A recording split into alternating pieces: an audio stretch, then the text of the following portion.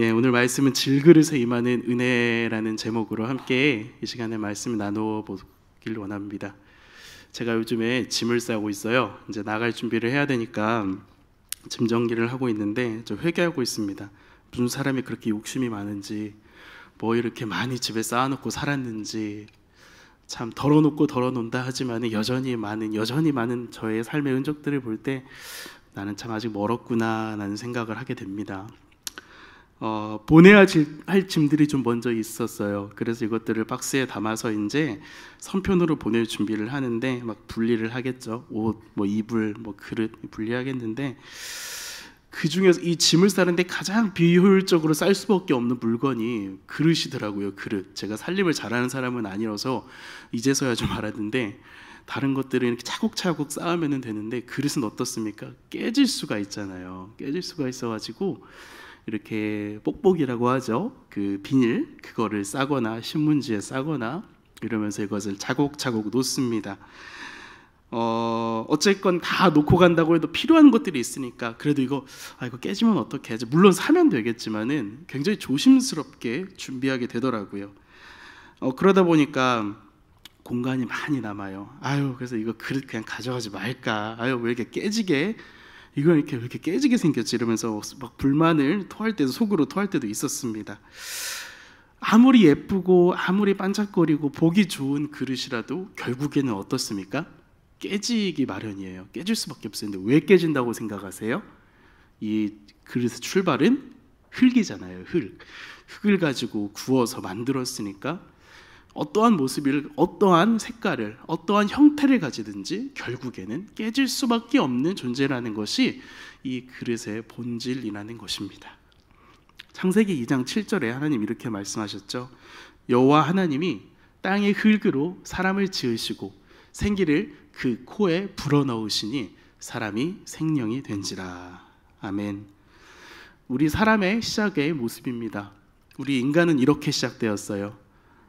하나님께서 인간을 처음 만드실 때에 저희를 무엇으로? 흙으로 만드셨습니다. 흙으로 만드셔서 하나님의 생기를 불어넣어 주셨어요. 흙으로 시작되었지만 하나님의 생기를 받았기에 우리는 흙이 아닌 또 다른 존재로서, 새로운 존재, 하나님의 형상을 가진 존재로서 살아가게 되었습니다. 그런데 하나님이 우리를 왜 하필 흙으로 지으셨을까요? 물론 그 당시에 구하기 쉬운 당연히 온 땅에 편만한 재료가 흙이었을 테지만 또 이건 역시 우리에게 주시는 인사이트가 있다고 생각을 합니다. 조금만 힘을 주면 균열이 가고 부서지고, 저는 우리의 마음은, 우리의 심장이라고 하기 그렇지만 우리의 마음, 우리의 그 하트는 여전히 흙으로 되어 있지 않나라는 생각을 하게 돼요. 조금만 힘을 주면 금이 가고 조금만 힘을 주면 부서질 수도 있으니까.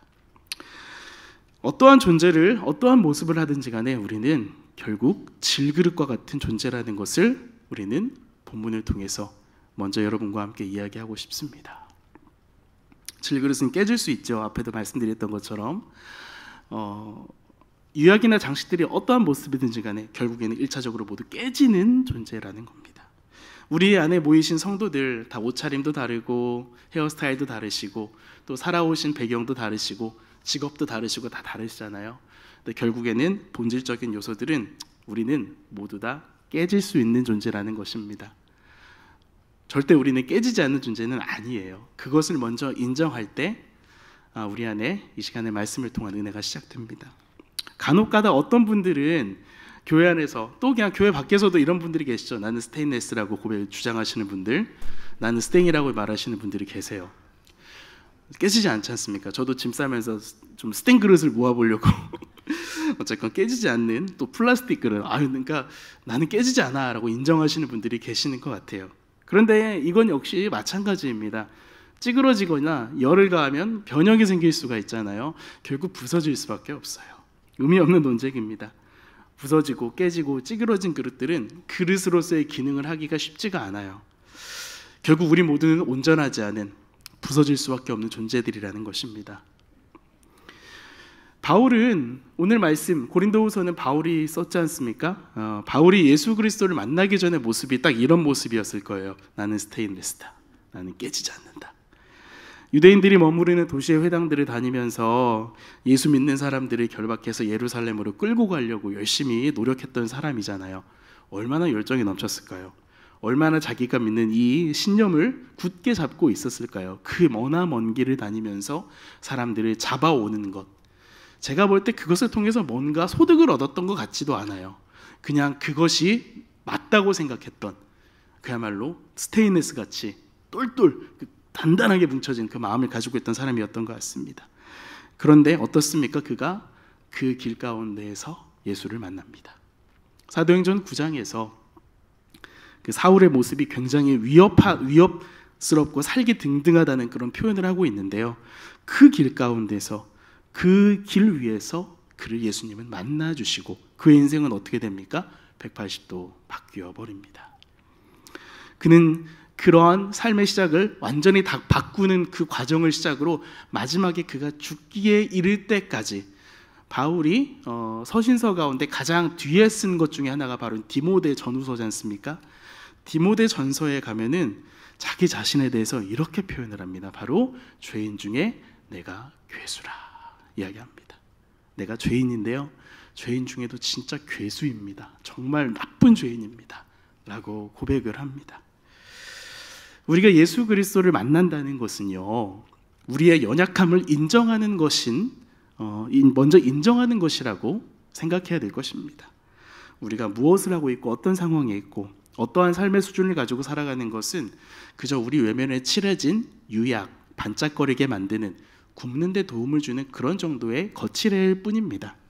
우리는 모두 깨진다는 것, 그것을 고백하고 주님 앞에 인정할 때 우리의 삶의 변화는 시작됩니다. 연약함을 인정하십시오. 단지 이것은 습관에 찌어들어서 우리가 종교적인 언어로 그냥 교회 안에서 아유 저는 연약합니다, 아유 저는 부족해요, 이렇게 관용적으로 말씀드리라는 게 절대 아닙니다. 우리는 종종 종교적인 언어, 종교적인 표현으로 우리 자신을 가릴 때가 너무 많죠. 저는 부족해요, 저는 연약해요, 아유 저는 이거밖에 안 돼요. 그런데 그 뒤에 잠겨진 우리의 모습은 그것과 반대일 때가 많지 않습니까? 또 더 나아가서 반대로는 지나치게 나 스스로를 비하하라는 것도 아니에요. 막 내 스스로를 막 너무 비하하셔가지고 이렇게 하지 마시라는 겁니다. 결국 그 포인트는 어디에 있느냐? 그 초점은 내가 아니라 주님 앞에 있다는 거예요.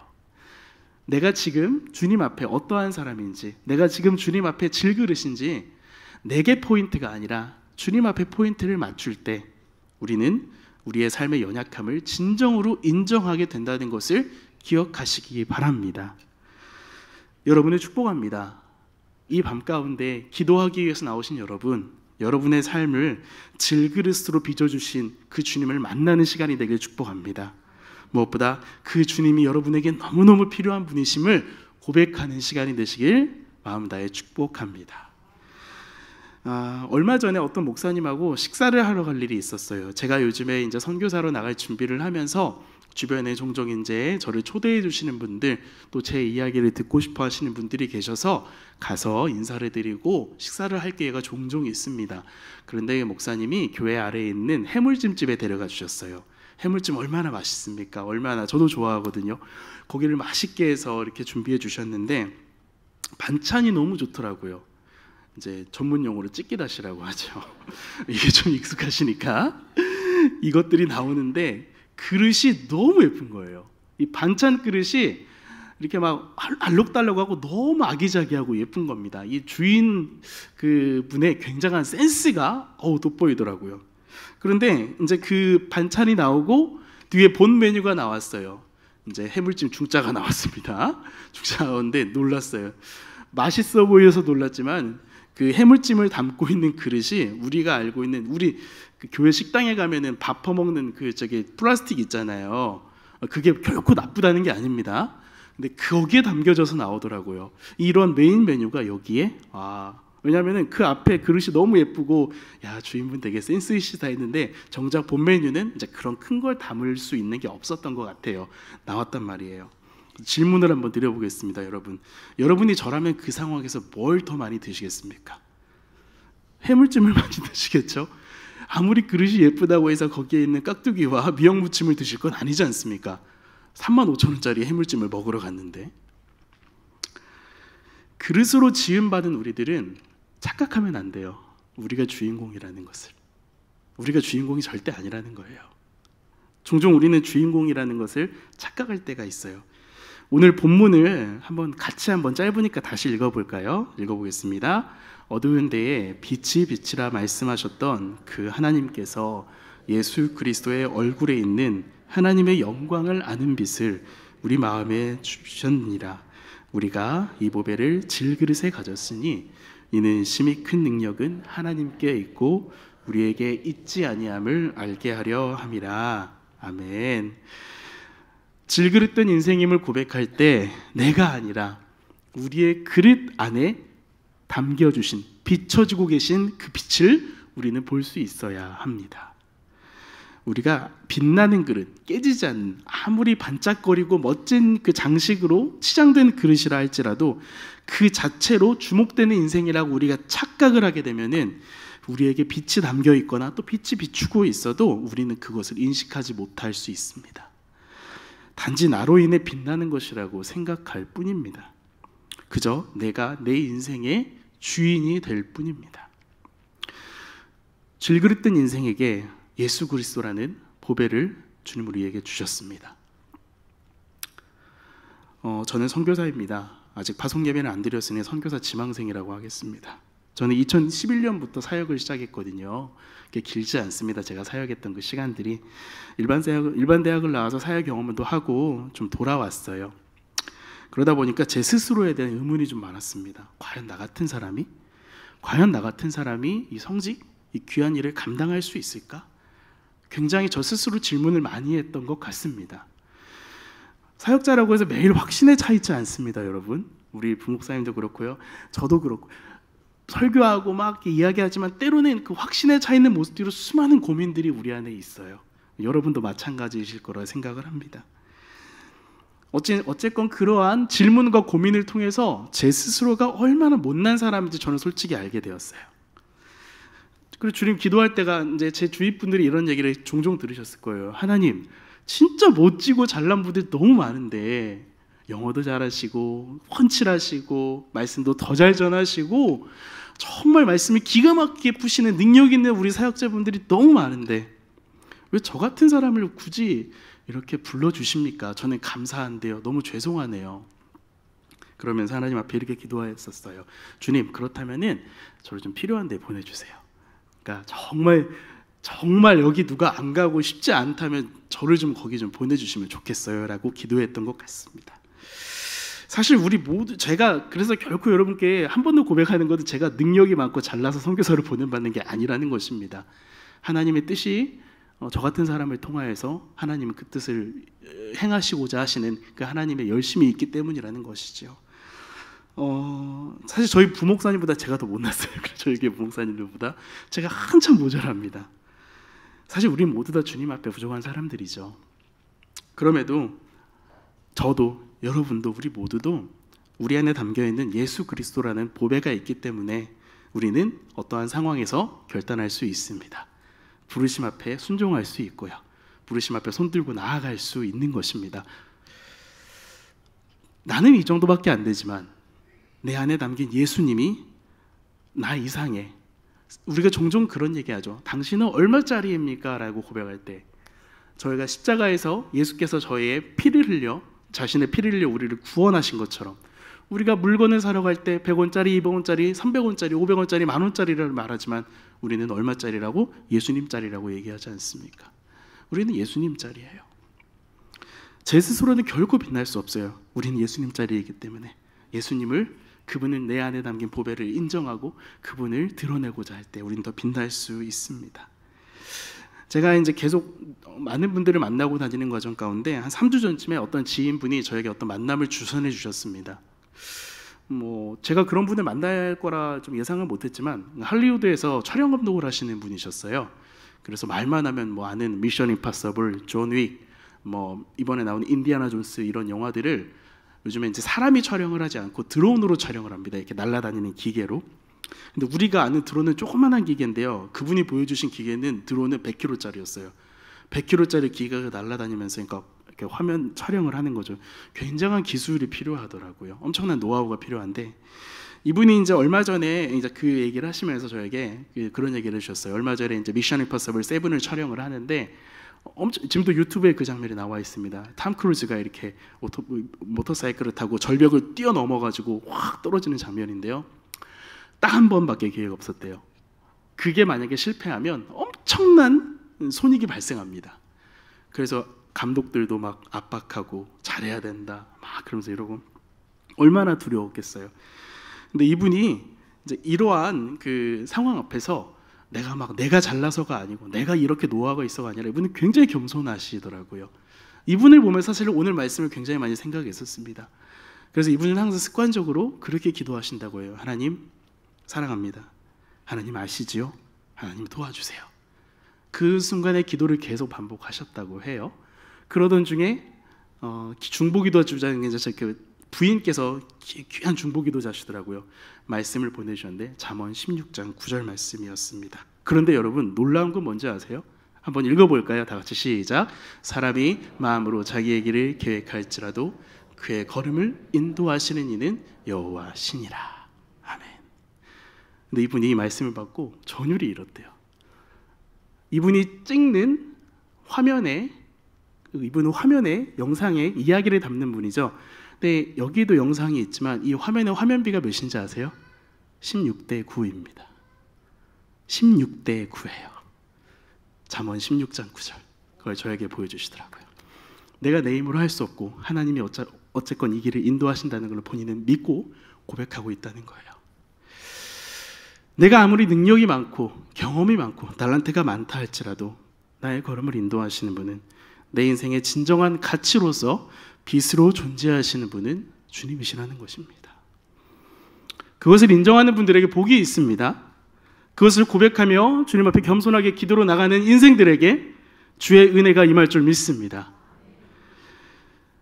무엇보다 이렇게 결단하고 살아가는 인생들에게는요, 특징이 있습니다. 어떤 특징이냐? 바로 그들의 인생을 통해서 예수 그리스도가 보인다는 것입니다. 인도에 유명한 선교사님이 계세요. 스탠리 존스라는 인도 선교사님이 계시거든요.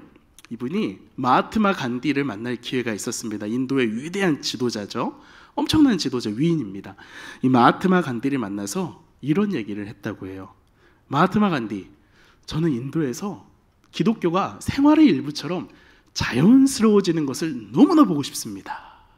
그러면서 하루빨리 기독교가 인도인의 삶의 일부가 되고 인도의 정신을 향상시킬 뿐만 아니라 인도를 구원하는 힘이 되었으면 좋겠습니다 라고 어쨌건 간디에게 전도를 한 거죠. 간디에게 예수 믿으라고 한 겁니다. 그러자 간디가 이렇게 말했다고 합니다. 이런 말을 하고 싶군요. 우선 여러분 기독교인들과 선교사들을 포함한 모든 서양인들이 오늘부터 예수 그리스도처럼 살아가도록 하십시오 라고 대답했다고 합니다. 이 말은 뭐예요? 당신들의 모습에서 예수 그리스도가 안 보입니다. 그렇게 당신이 말하는 예수 그리스도를 나는 아직 못 믿겠습니다 라고 이야기하고 있어요. 그리고 간디는 더 이상 말을 하지 않았다고 합니다. 참 부끄러운 이야기지만 저는 작년 하반기에 굉장히 심적으로 좀 어려운 시기를 지나고 있었습니다. 이제 파송이 이제 전쟁으로 인해서 좀 미루어지는 과정 속에서 좀 많은 고민을 하고 있었어요. 어쨌건 한국 교회의 상황들과 세계적인 어떠한 그 현 상황들, 그리고 선교사님들의 힘겨운 현실들, 수많은 현실 앞에서 하나님, 이게 과연 이 선교의 문이 계속해서 열릴까요? 라는 질문이었습니다. 어쨌건 선교사들의 베이스인 한국 교회가 더 일어나고 더 부흥해야 되는데 하나님, 좀 참 상황이 쉽지가 않습니다 라는 그런 고민이었습니다. 약간 패배감에도 좀 사로잡혀 있었어요. 그러한 상황에서 저는 캐나다행을 결정하고 캐나다로 건너갔습니다. 여전히 어려운 마음을 품고 갔어요. 그런데 넘어가면 하나님이 뭔가를 저에게 해주실 거라는, 보여주실 거라는 기대는 있었어요. 처음 찾아간 캐나다인 교회에서요, 하나님은 저에게 이런 음성을 주셨습니다. 일단 가는데 저희 교회보다 조금 더 큰 교회인데 거기에 5대양 6대주의 수많은 사람들이 다 모여 있더라고요. 어린아이부터 노년에 이르기까지 다 모여서 하나이신 예수님을, 하나이신 하나님을 찬양하고 있었습니다. 그때 하나님이 저의 마음에 이렇게 말씀하셨어요. 배영강 목사야, 끝난 줄 알았지?